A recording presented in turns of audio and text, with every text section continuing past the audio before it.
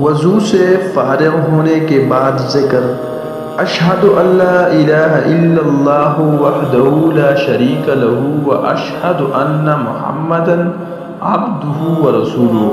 اس کا اردو میں ترجمہ یہ ہے کہ میں شہادت دیتا ہوں، میں گواہی دیتا ہوں کہ اللہ کے علاوہ کوئی معبود برحق نہیں ہے، وہ اکیلا ہے، اس کا کوئی شریک نہیں، اور میں شہادت دیتا ہوں کہ محمد مصطفیٰ صلی اللہ علیہ وآلہ وسلم اس کے بندے اور رسول ہے۔